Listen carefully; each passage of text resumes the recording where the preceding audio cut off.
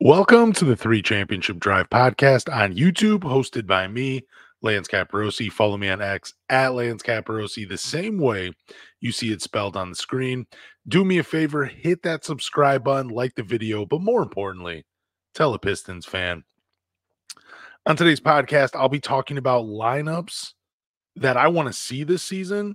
So we're just going to go through a starting lineup that I want to see game one, a lineup I want to see when the Pistons are up with 2 minutes left in the game, when they're getting one of those oh so rare wins, an all defensive lineup, a 3-point lineup, aka the bombs away lineup. This is going to be a fun one. And then a lineup when the Pistons are down big with maybe a few more minutes left to go in the game, but there is no hope in sight. This is throwing in the flag with 2Gs lineup, tanking for the badass white boy, as Kevin Garnett has labeled him.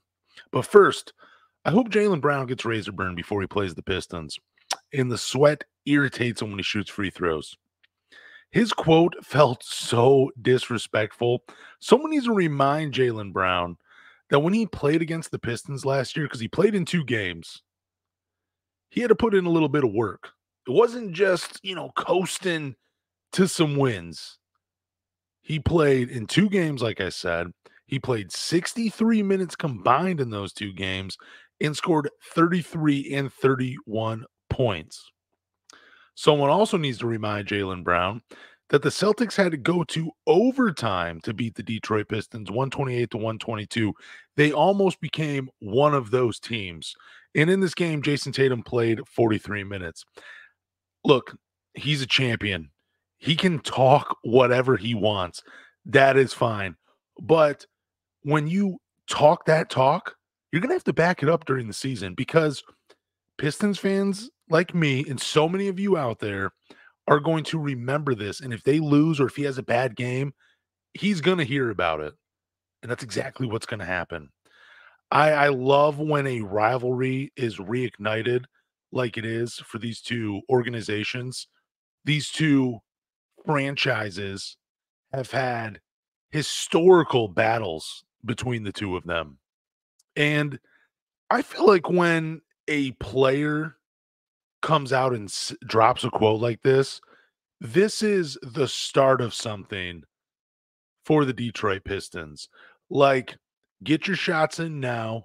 They're coming. Don't know how long it's going to take, but at some point, these 2 teams are going to be matching up, and it's not going to be such a cakewalk for Jaylen Brown.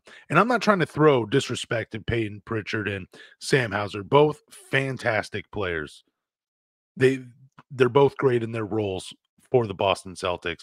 They're also champions. I'm not going to throw any shade at them. Peyton Pritchard, he had 20 and 23 points per game. I mean, not points per game, but had 20 and 23 points against the Detroit Pistons in his 2 starts. I believe he's averaging something like 8 for his career.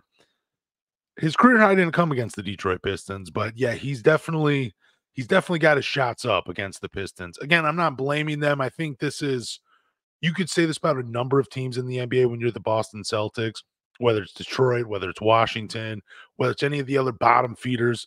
Those are opportunities for Peyton Pritchard and Sam Hauser and some of the other guys to really, boost their confidence, to show the NBA, hey, we can do this against the big dogs on other teams.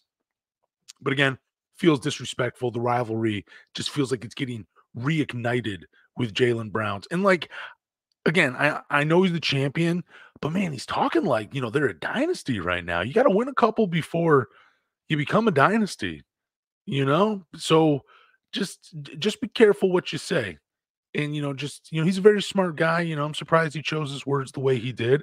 Hopefully, when they meet up this time, the results are different and the Pistons are sitting atop when they play. That would just be so good this season. All right, let's talk about the lineups. I've gone back and forth with my starting lineup. I got 4 guys that are firmly in my starting lineup, and I'm not changing them for anybody.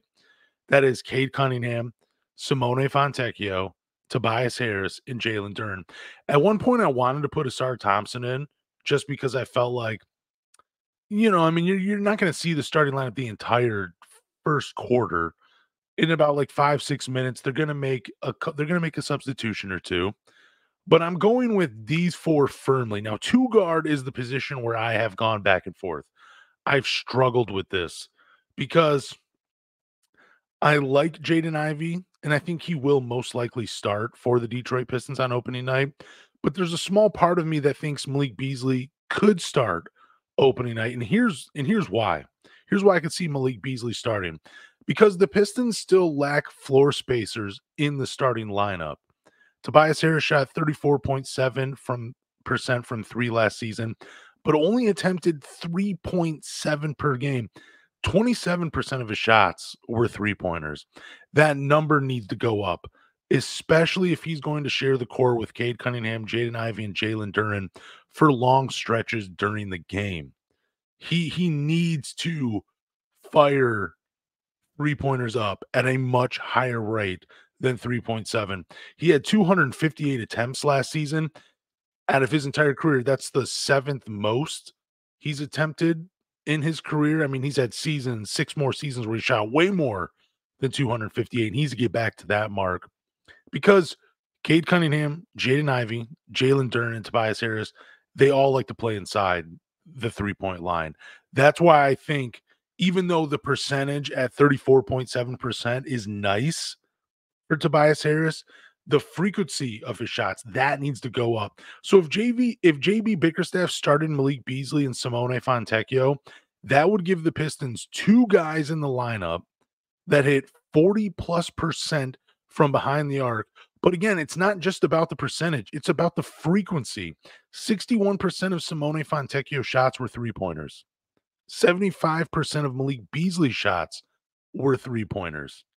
That is why, even though I like Jaden Ivey in the lineup, I think he adds a different dynamic alongside Cade Cunningham.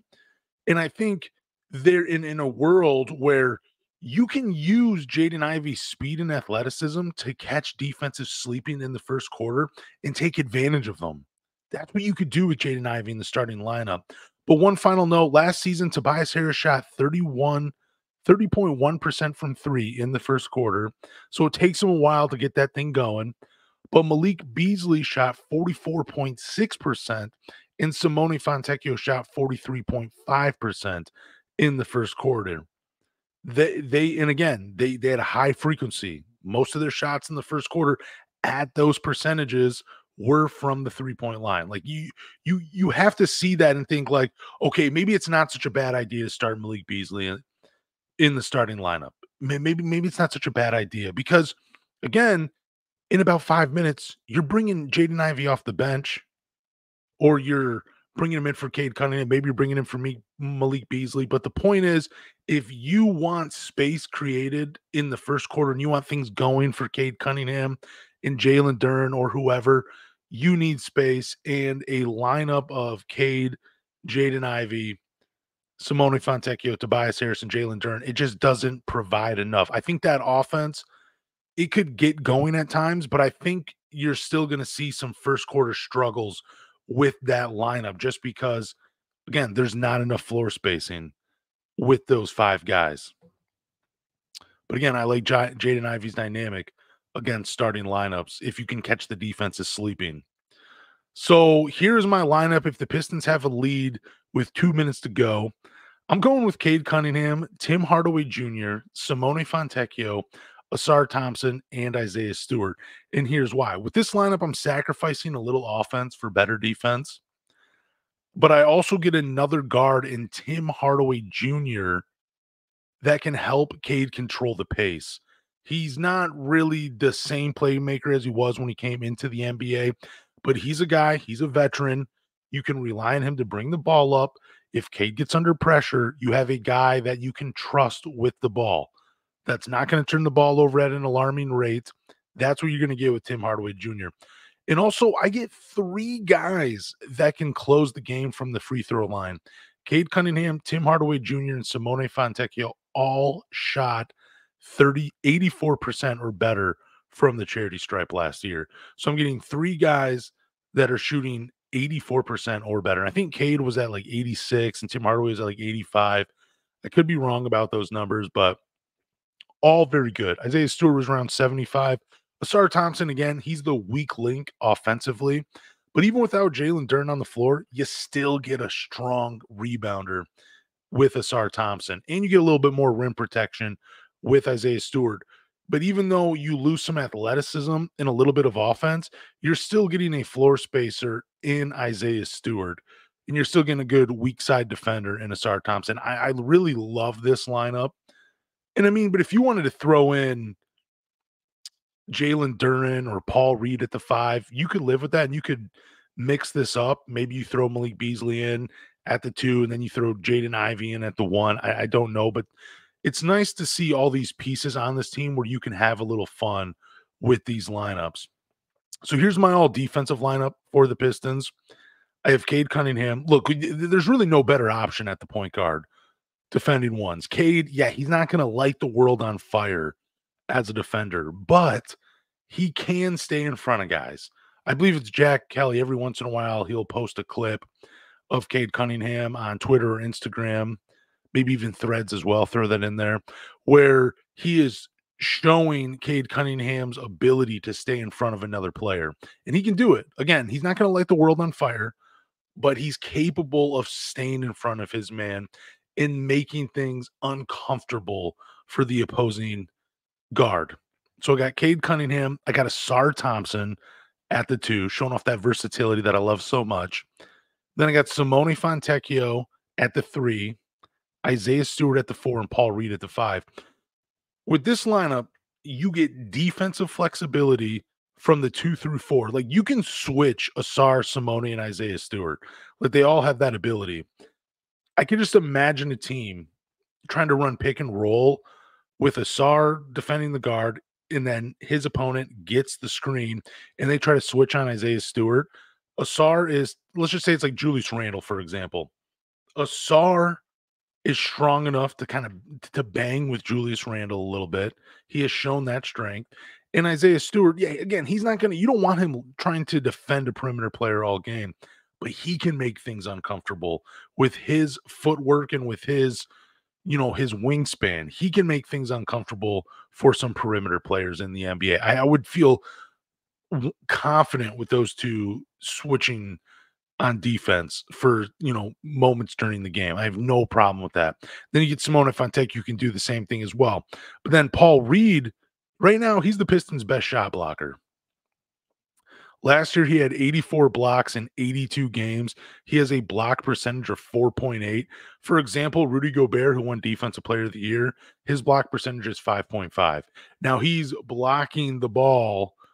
He's getting more blocks than Paul Reed is, but I'm just saying what I'm pointing at is that Paul Reed is active around the rim. He's looking to block shots.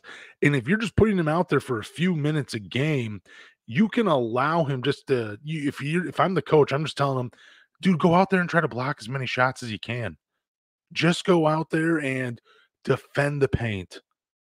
Play a little more reckless, because I'm not relying on you. I got Jalen Duren, but for a few minutes a game, I'm just going to let you loose, and I'm going to let you have fun on defense, and then go get some dunks on the other end.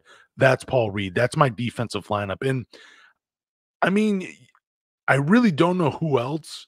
Maybe Ron Holland. Maybe he comes in as a rookie and he just lights the world, and he just shows out in training camp that he can really defend at an NBA level. Then maybe you can go Cade Cunningham, Ron Holland at the 2, Simone Fontecchio at the 3, Asar Thompson at the 4, and then Paul Reed or Isaiah Stewart at the 5. That gives you a ton of defensive flexibility, especially if you have Isaiah Stewart at the 5. That just gives you so much. I mean, you're sacrificing a lot on the offensive end, but man, that would be a fun team to watch just for a couple of minutes a game. If the Pistons, if Ron Holland shows out, that would be a fun defensive lineup. And maybe if Dennis Jenkins shows something, because he can really navigate around screens, and he seems to really try to bring it on that side of the ball. He's trying to create something defensively. And maybe Dennis Jenkins, maybe you can throw him in the lineup at some point during the season. But again, there's a lot of pieces on this team where you can have some fun mixing and matching and putting 5 different guys on the floor, but that's my defensive lineup, and I gotta say I'm pretty proud of that. If I saw those 5 guys on the floor, I'm posting it on X. So here's my three-point lineup, aka the bombs away lineup. I'm going with Cade Cunningham, of course. I mean, you can't not go with Cade Cunningham, but I'm comfortable with Jaden Ivey at the point guard spot as well with this lineup. Because this lineup, with all of the space these next 4 guys are going to create, either guard is going to thrive in this lineup. So if I'm JB Bickerstaff, I'm going to try to take advantage of Jaden Ivey's drive and kick ability with these other 4 guys. So again, I'm comfortable putting him at the point guard spot. I think this lineup is just perfect for Cade or Jaden Ivey. They are both going to feast against other NBA defenses with these 4 other guys. So either Jaden Ivey or Cade Cunningham at the guard. Then I'm going with Malik Beasley, who's 75% of his shots are 3-pointers. Tim Hardaway Jr., 61% of his shots are 3-pointers. Simone Fontecchio, 61% of his shots are 3-pointers. And Isaiah Stewart, 45% of his shots are 3-pointers. And all 4 of those guys, they shot 35% or better from the three-point line. Tim Hardaway around 35, Isaiah Stewart around 38, Malik Beasley around 41, I think, for the season, and Simone Fontecchio around 40%. You got 4 guys that are just going to let that thing go from behind the arc. Just imagine Cade and Jaden Ivey, either one of them at that number 1 spot, just all that space, being able to do their thing. Jaden Ivey getting downhill, using that first step to get to the rim. Cade Cunningham, left to right, dribble, pull up, mid-range, whatever he can do, or getting to the rim and finishing over or through a defender, and maybe getting the line if he gets a friendly whistle from the refs. That's my bombs away lineup, and I really hope we see some combination of those 5. I mean, even if you want to throw in like Marcus Sasser at the 1 and just get like, hey, we're gonna play 5 out, and we're just gonna go crazy with 3-pointers. You can do something like that. That would be fun. Or if you want to, like, I don't know, throw a Sar Thompson at the 1. I don't know why you would, but if you just like, hey, we're going to give you some reps as a playmaker and we're just going to let you handle the ball, see if you can do this, just throw them out there with those 4 guys and just have fun. And maybe if you go Marcus Sasser at the 1, then you can substitute Jalen Duren, who, I mean, man, if you're trying to get him some easy baskets at the rim, there are not 4 guys on this team that you could play with him to create that much space. That bombs away lineup would just be so much fun to watch this season. So my final lineup I have for you guys, this is when the Detroit Pistons are down, the game is over, there's no chance, and they're throwing in the Flagg with 2 G's. And this is a little more out there, but this is Dennis Jenkins, Ron Holland, Asar Thompson, Bobby Clintman, and then Jalen Duren. This lineup, again, the game is over. It's just time for these guys to go out and have fun and do things they normally wouldn't do. So with this lineup, I want to see Duren shoot threes. I want to see Asar Thompson handle the ball and create for others. I just want to see Ron Holland and Bobby Clintman, develop some chemistry. Maybe they become some bad boys off the bench their sophomore seasons. Who knows? But I just want to see these guys like hustle, trap, get out of it. I want them to remind me of the early 2000 Clippers where they're hustling every loose ball so they can do whatever they want in the open court, whether it's throwing some crazy lobs to each other, whether it's trying to dunk over and through any defender that gets in their way. Just, throw out some crazy dribble packages out there. That's what I want to see with this lineup. Again, this is the no hope. The game is over. Cooper Flagg is coming in at number 1. And hey, let's just throw in the Flagg and see if we can get a chance at drafting the badass white boy. That's what you're getting with that final lineup that I have constructed. And I hope we at least see 1 or 2 of these lineups during the regular season. But if you're watching on YouTube, feel free to drop a comment on, my lineups. Tell me which one you love the most or which one you hate the most, or even just throw me a comment where, you're putting together a better five. I want to see how creative you guys can be in the comment section. I do appreciate the support again. Thank you guys. But yeah, that's my lineup. Again, I had a lot of fun putting it together. Obviously, no Zach this week, so there's going to be no Pistons trivia. But thank you guys for listening to the Three Championship Drive podcast. Do me a favor, go to Apple, Spotify, or wherever you listen to podcasts, hit the follow button. And after you hit the follow button, rate with 5 stars. And again, drop your lineups you want to see this season. But more importantly, tell a Pistons fan